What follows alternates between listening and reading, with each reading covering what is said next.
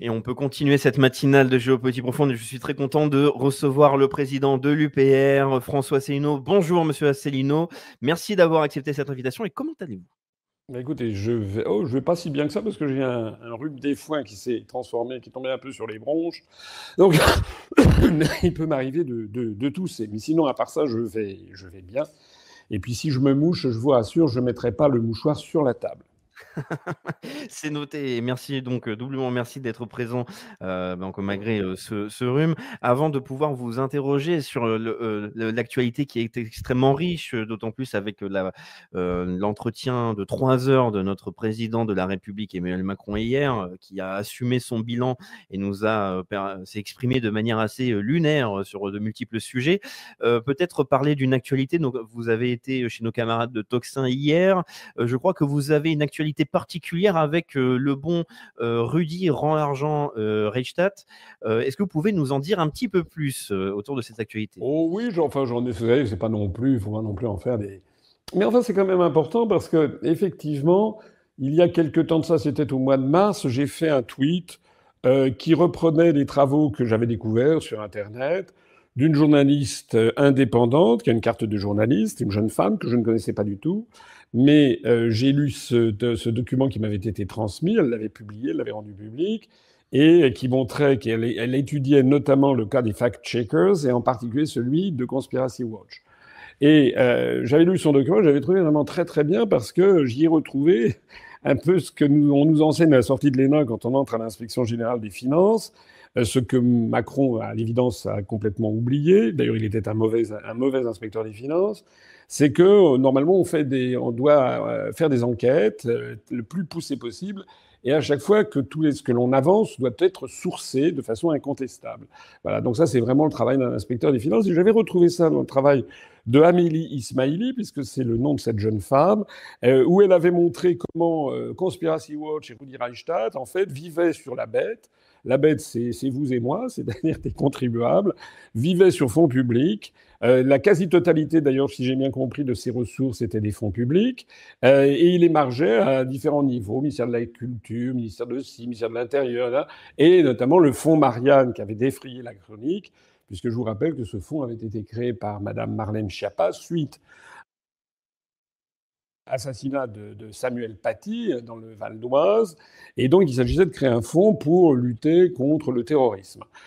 Soit dit en passant d'ailleurs, quand je vois que Macron reçoit en grande pompe Al-Joulani ou Al-Shara, ça dépend de le nom qu'on lui donne, le dirigeant syrien qui était de Daesh et qui avait applaudi aux attentats en France, on se dit que le fonds Marianne est vraiment, ne sert strictement à rien. C'est au plus haut niveau de l'État, on reçoit des super terroristes. Bon, fermons cette parenthèse.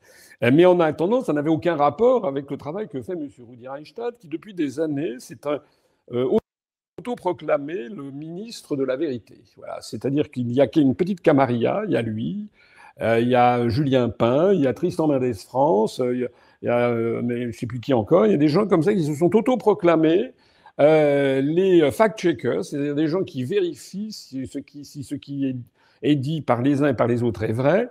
Et alors déjà, ils n'ont aucune compétence particulière. Enfin, c'est pas je ne sais même pas s'ils ont des cartes de journalistes d'ailleurs. Mais ils ne bénéficient uniquement que de réseaux qui les propulsent et qui les mettent en avant. Et pour ce qui me concerne, par exemple, je ne suis pas le seul, parce que c'est une véritable police politique qu'ils ont ainsi créée. Pour ce qui me concerne, ça fait 11 ans que M. Rudi Reichstadt vomit sur moi, m'accuse de tous les péchés, complotiste, conspirationniste, extrême droite, et ci et ci et ça. Moi, j'avais jamais réagi, mais je sais qu'il a attaqué énormément de gens. Enfin, tout le monde y est passé. D'ailleurs, GPTV y est passé, Tocsin y est passé, Olivier Berruyer y est passé, Éric Morillo y est passé, Didier Maisto y est passé. Enfin, c'est incroyable, en fait. Et en fait, ce qui est vraiment terrible de la société française, c'est que on a l'impression que, vous savez, c'est cette phrase de la Boétie sur le discours de la servitude volontaire, vous savez, qui était un ami de Montaigne, la Boétie qui avait dit ils ne sont grands que parce que nous sommes à genoux. Donc, il faut se réveiller, se rebeller. Et donc, moi, j'avais trouvé le travail de Madame Ismaili étant vraiment très, très bien fait. Je l'avais relayé dans un tweet en disant qu'en fait, il s'agissait d'une police politique sur fond public, parce que c'est ça le plus fort, C'est que, encore si c'était sur fonds privés. Et puis alors, il jette en pâture les noms des gens. Donc il suffit d'aller sur le site de Conspiracy Watch et vous avez toute une ribambelle de gens qui sont stigmatisés, présentés au public comme les hommes à abattre. Voilà. Et évidemment, ils ont tous pour particularité les gens qui font l'objet et qui passent sous le regard critique de ces messieurs. Ils ont pour particularité de ne pas accepter le narratif euro-atlantiste, de ne pas accepter, de ne pas gober comme ça tout ce qu'on leur raconte, que ce soit sur le Covid, sur les injections ARNM, que ce soit sur le conflit en Ukraine, que ce soit sur le conflit à Gaza, etc. Donc tous les gens qui exercent leur libre arbitre, en fait, ce qui fait quand même le b.a.-ba d'une démocratie, eh bien c'est absolument interdit. Et en particulier, Monsieur Conspiracy Watch avait traîné dans la boue tous ceux qui envisageaient au moment du Covid que le virus fut une création de laboratoire. Donc il prêtait, voilà, c'était vraiment des complotistes. Heureusement qu'il était là pour débunker tout ça. En réalité, quelques années après, on s'aperçoit que c'était lui qui faisait des fake news. De la même façon que c'est lui qui passe son temps à me diffamer comme à diffamer tout le monde. Donc j'ai fait un tweet et je disais que c'était en fait une police politique, une escroquerie en bande organisée. Alors ça n'a pas plu à monsieur Rudi Reichstadt qui a fait un tweet en réponse en disant que il me sommait de retirer mon tweet, sinon il allait m'attaquer en diffamation. Vous pensez bien que pour aller retirer mon tweet pour quelqu'un qui me traîne dans la boue et qui fait, lui, de la diffamation, il était hors de question. Et alors, ma grande surprise, j'avoue que j'ai été assez charmé, je le reconnais, parce que cette jeune journaliste que je ne connaissais pas est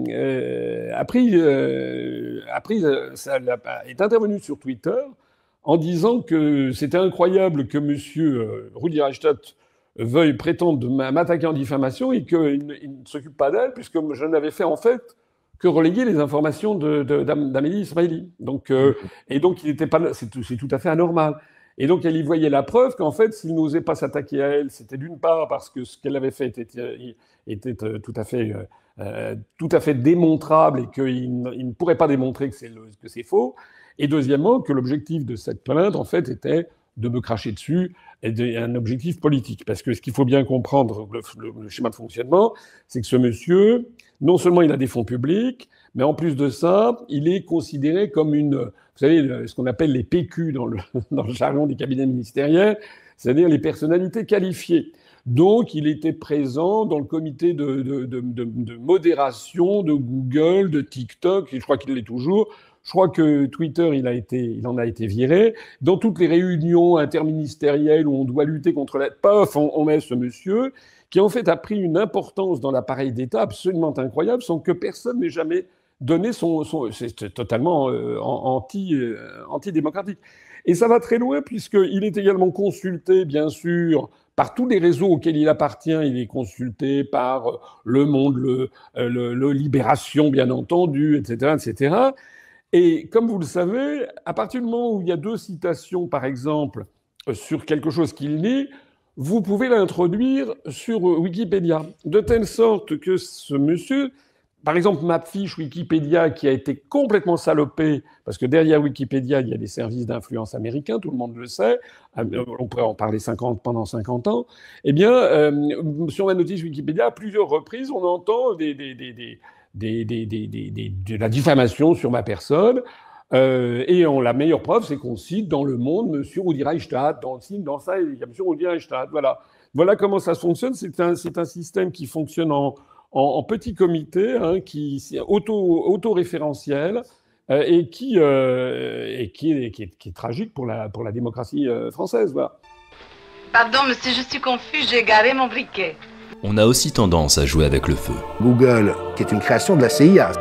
L'équipe de Géopolitique Profonde vous donne le meilleur de l'actualité brûlante. Mais en échange, on veut un geste de votre part.